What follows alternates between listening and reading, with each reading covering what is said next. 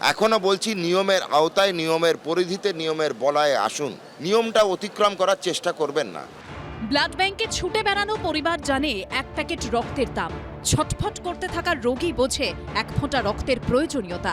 কিন্তু এ রাজ্যে সেই রক্ত সংগ্রহে বেনিয়ম, সংরক্ষণে চরম গাফিলতি। ভিন রাজ্যে অবৈধভাবে রক্ত প্লাজমা পাচারের মতো ভয়ঙ্কর অভিযোগ উঠেছিল ব্লাড ব্যাংকগুলির বিরুদ্ধে।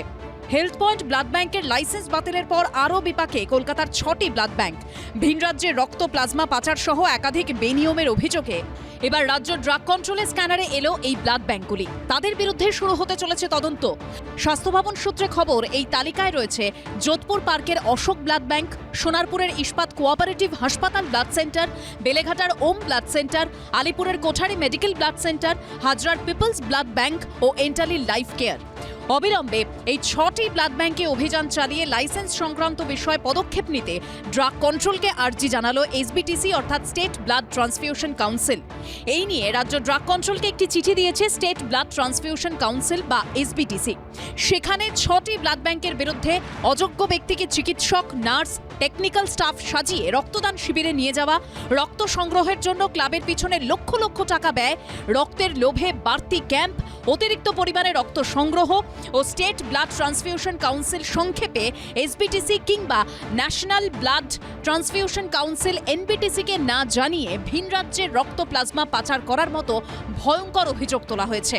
শুধু তাই নয়, চিঠিতে উল্লেখ করা ব্লাড ব্যাংকগুলির বিরুদ্ধে স্বাস্থ্য ভবনকে বিকৃত, ভুয়ো নথি জমা দেওয়া, ব্লাড ব্যাংকের সঙ্গে যুক্ত নন এমন চিকিৎসকদের নাম ব্যবহার করে প্রতারণা, রেকর্ডে ফ্রি লিখে রোগীদেরকে টাকার বিনিময়ে রক্ত বিক্রি, এমনকি সরকারি নির্দেশকে বুড়ো আঙুল দেখিয়ে রক্তদাতাদের থেকে অতিরিক্ত রক্ত নেওয়া, রক্তের গুণমানের সঙ্গে আপোস করা সংক্রান্ত নানা অভিযোগ তোলা হয়েছে। 11 জনকে শনাক্ত করেছে, যাদেরকে আমাদের আপাত দৃষ্টিতে মনে হয়েছে যে কোনো রকম নিয়ম বেনিয়মের একটা চান্স আছে। একজনকে আমরা দোষী সাব্যস্ত করেছি। গত সোমবার সরকারকে অন্ধকারে রেখে বেআইনিভাবে রক্ত পাচারের অভিযোগে লাইসেন্স বাতিল করা হয় ভবানীপুরের হেলথ পয়েন্ট ব্লাড ব্যাংকের। পরের দিন ওই একই অভিযোগে বন্ধ করে দেওয়া হয় পিপলস ব্লাড ব্যাংক। ওই একই দিনে নন্দীগ্রামের 28টি ডায়াগনস্টিক সেন্টারকেও বন্ধের নোটিশ ধরায় স্বাস্থ্য দপ্তর। আর এবার রাজ্য ড্রাগ কন্ট্রোলের স্ক্যানারে এলো কলকাতার আরও 6টি ব্লাড ব্যাংক। সন্দীপ সরকারের রিপোর্ট, এবিপি আনন্দ, কলকাতা। কোচবিহার, পূর্ব বর্ধমান থেকে বাঁকুড়া, রাজ্যের বিভিন্ন প্রান্তে দেখা যাচ্ছে বেহাল রাস্তার এই ভয়াবহ ছবি। বাঁকুড়া ঝাড়গ্রাম 9 নম্বর রাজ্য সড়ক, জায়গায় জায়গায় স্টোন চিপস উঠে তৈরি হয়েছে বড় বড় গর্ত।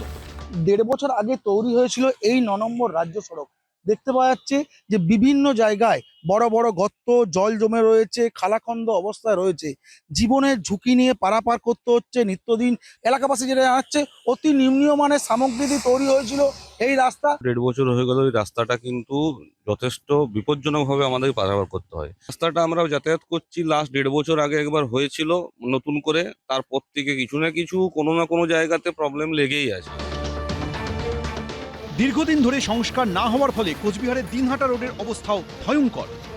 হরিণ চওড়া থেকে শুরু করে এই চাকির বাজার পর্যন্ত কয়েকশো মিটার রাস্তার অবস্থা একেবারে বেহাল, খানাখন্দে ভরা। সারা বছর ধরে সমস্যার সম্মুখীন হন এখানকার মানুষ। এই রোডটা একেবারে এত গাড্ডা, আমার কালকে টোটো এখানে পাল্টে হচ্ছিল।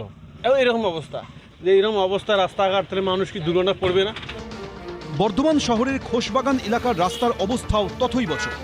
ডাক্তারপাড়া হিসেবে পরিচিত এই রাস্তা দিয়ে প্রতিদিন যাতায়াত করতে গিয়ে অতিষ্ঠ হয়ে পড়ছেন শয়ে শয়ে মানুষ। বর্ধমানের খোশবাগান, এই যে মুখ্য স্বাস্থ্য আধিকারিকের কার্যালয়, এর পাশ দিয়ে সোজা রাস্তায় গিয়ে পৌঁছেছে খোশবাগানে। রাস্তাটার অবস্থা কার্যত বেহাল এবং এই রাস্তা দিয়ে চলা কার্যত দায়। দীর্ঘদিন বাচ্চারা এদিকে স্কুল যায়, পড়ে যায়, বাচ্চারা ভোটের আগে থেকে খারাপ হয়ে পড়ে রয়েছে, ঠিক হচ্ছে না। এই ছবি উত্তর 24 পরগনার মিনাখা গ্রাম পঞ্চায়েতের মালঞ্চ বাজার এলাকার। বৃষ্টি হয়েছে, দেখুন এটা মনে হচ্ছে যেন সেই আপনার এখানে ধান চাষ করা যাবে, মাছ চাষ করা যাবে, এরকম একটা সিচুয়েশন। এটা প্রায় 3 কিলোমিটার, 2.7 কিলোমিটার। এই রাস্তাটা 3 মাসও হয়নি, 3 মাসের মধ্যে এই খারাপ অবস্থা হয়ে গেছে। তাই আমি চাই এই যারা কাটমানি খেয়েছে তাদের প্রতি সরকার কোনো স্টেপ নেক। পূর্ব মেদিনীপুরের পাঁশকুড়ার জানাবার বাইপাসের রাস্তা জুড়ে শুধু গর্ত আর গর্ত। খুবই খারাপ অবস্থা, কোথা দিয়ে সাইকেল বা বাইক নিয়ে যাব সেটাও ঠিক করতে পারছি না। আর বর্ষাকালে তো পরিস্থিতি আরও খারাপ, হেঁটে যাওয়ারও রাস্তা নেই। প্রত্যেক দিন তো প্রায় সাইকেল, মোটরসাইকেল আমরা উল্টাতে দেখছি। প্রশাসনের আশ্বাস, বর্ষা কমলে দ্রুত রাস্তা সারাইয়ের কাজ শুরু করা হবে। এবিপি আনন্দ। এবিপি আনন্দ, এগিয়ে থাকে, এগিয়ে রাখে।